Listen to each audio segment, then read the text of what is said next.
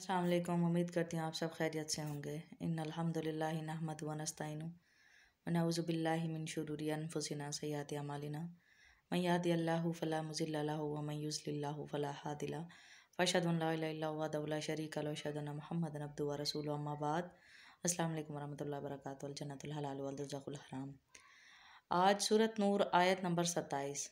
बहुत खूबसूरत आयत करीमा कुरान पाक की पूरी माशाल्लाह से जितने भी वर्सेस हैं एक एक ज़ेरो ज़ब्र पेशो ख़म मोतियों से जुड़ा हुआ है।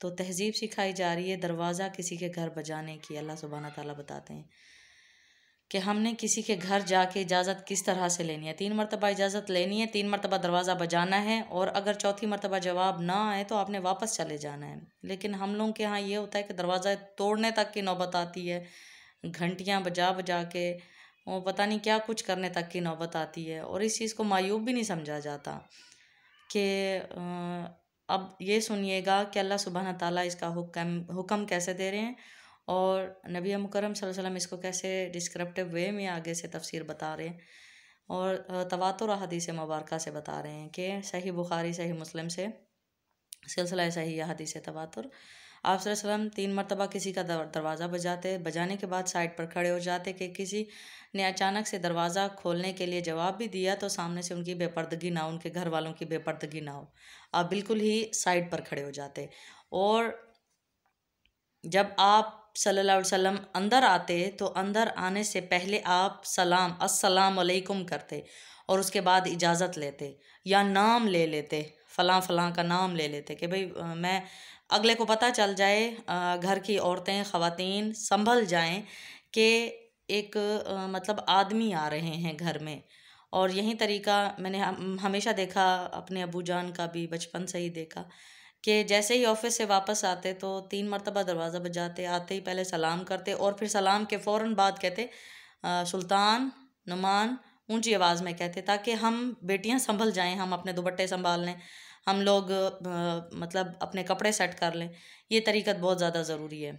और 3 से ज़्यादा बजाना गुनाह है हमारे पर। किसी का दरवाज़ा किसी के घर अगर जाएं 3 मरतबा दरवाज़ा बजाएं, नॉक करें, उसके बाद अगर जवाब आपको नहीं आता तो आपने वहाँ से वापस लौट के आना है।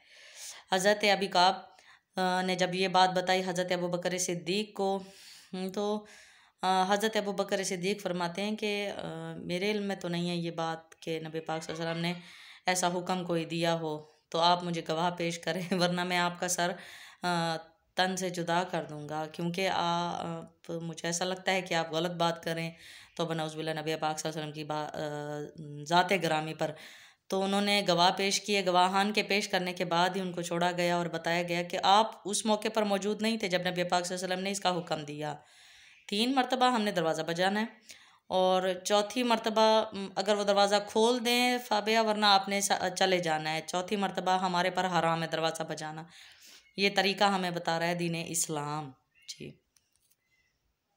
और हाँ जी, एक बहुत अहम बात नबी पाक सल्लल्लाहु अलैहि वसल्लम ने यह भी फरमाया, दरवाज़े पर जब कोई आपसे पूछे ना कौन, तो आगे से जवाब आया है मैं, तो आप सल्लल्लाहु अलैहि वसल्लम ने गुस्से का इजहार किया, कौन मैं, यानी मैं नहीं कहना, जो बंदा आया है या बंदी आई है।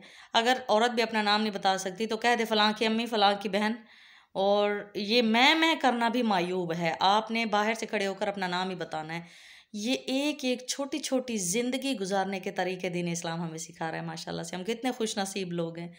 तो इस आयत करीमा को भी आपने तवज्जो से पढ़ना है। जज़ाकल्लाहुल खैर। अस्सलाम अलैकुम। इजाज़त दीजिएगा मुझे, आपकी लेक्चरर हिना सहरिश, दुआओं में याद रखिएगा। अस्सलाम अलैकुम।